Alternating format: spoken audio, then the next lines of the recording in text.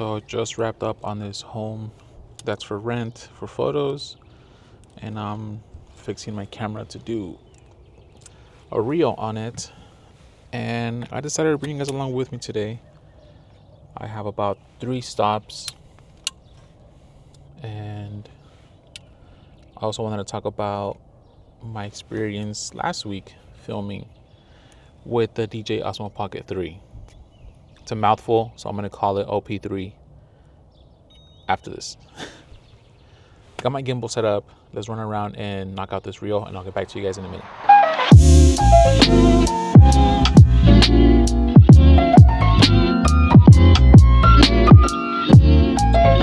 All right, so I just finished photo and reel at this property. I didn't even get BTS on my phone. So this is what I mean about vlogging and doing BTS and doing what I gotta do to get things done. I tend to kind of jump in like into what I gotta do or what I wanna do. And like I said, I wanted to talk to you guys about some of the things that I didn't like last week filming with the DJI Osmo Pocket 3. And the number one thing, well, one of the 3 things that I can think of right off the bat was, I don't know why I'm holding this. I'm holding this because I wanted to show you this right here. So I got the creator kit combo, or the creator combo, and it comes with a little bag and accessories. And one of those accessories is the wide angle lens, right?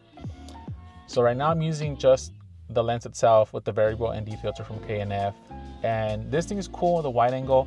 I wish that the Osmo came with this focal length already, because as you can see, this is what you're seeing with just a regular lens that comes with the DJI, and that's what you'll be seeing when you attach the wide angle lens. There might be some vignetting because I just stacked it on top of the variable ND filter, and it's not stackable in the right way. It's kind of like shifted. So yeah, that's one thing that I didn't like. I'm gonna take it off here, and as you can see, part of the steering wheel, you're just able to see a little bit more. But that was one of the hassles, and plus I have to be carrying this everywhere I go and just putting it back on and remembering that I have to bring it with me. Kind of just not ideal, because I want to focus more on storytelling, documenting, and just quick shooting, and not, putting it on one. And the other thing, it's so tiny that you're just going to be smudging it every now and then, trying to take it off, putting it back on. And if you leave it on and you try to close your DJI, it's not going to close. With the K&F ND filter, it does close in its proper position. So that's pretty cool. So that was one thing that I didn't like. I'm about to head out to my second stop, and I'll talk to you guys about the second thing that I didn't like.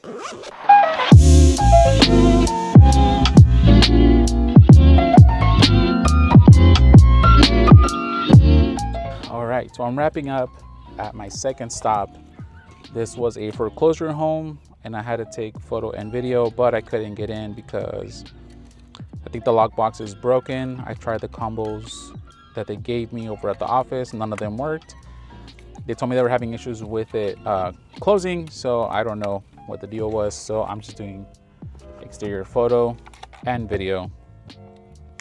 And I'm gonna tell you guys the second thing that I didn't like.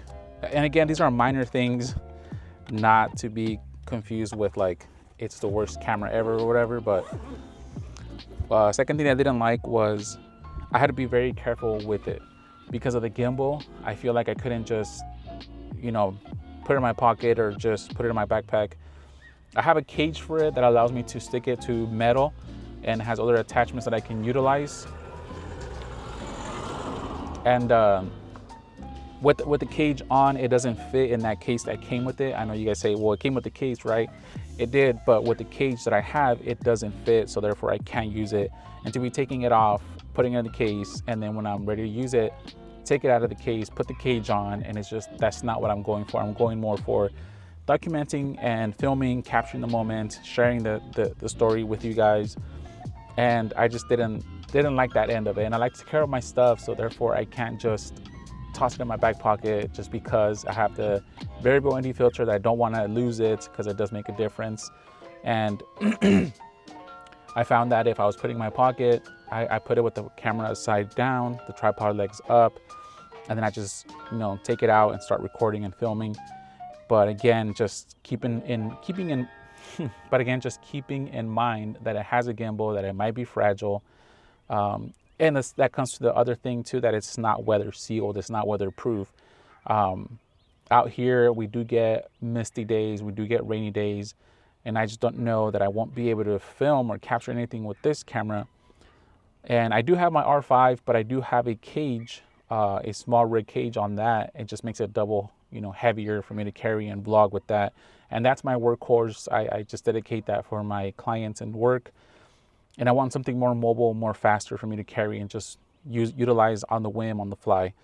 And then that's my number 2. Made it to the last stop, guys. But before I did, I grabbed me some lunch. I grabbed me some Chick-fil-A. And I'll tell you this much, I am getting older, and what I eat impacts for the rest of my day. I think the owners are here for the house. I think they are.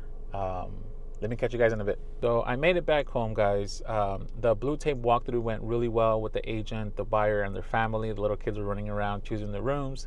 Pretty awesome to see. That's my favorite part about doing what I do, is getting to see their expressions and just walking through their house before they finalize everything and it's their home.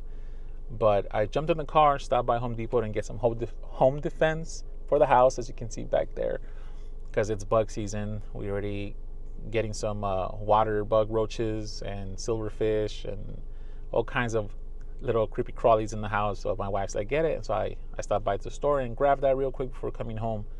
And remembering that I didn't finish this video. So my number 3 thing that I didn't like is this right here.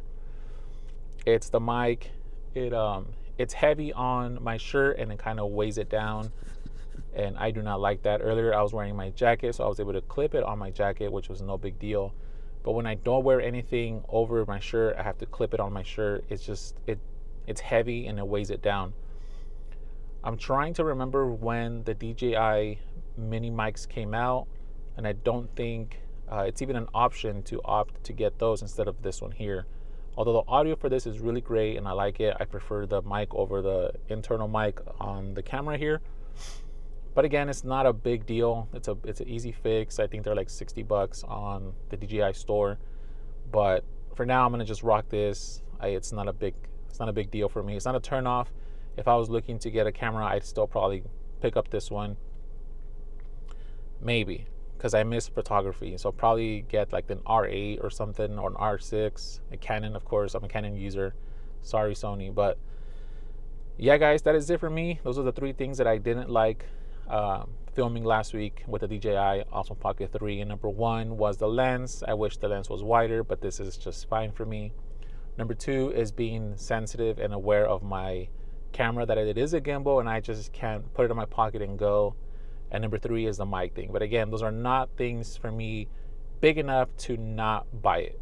But you guys let me know, what are you looking for in a camera? Are you a DJI Osmo Pocket 3 owner? Do you have one? What do you use it for? I would like to hear from you guys. And I'll see you guys on the next video.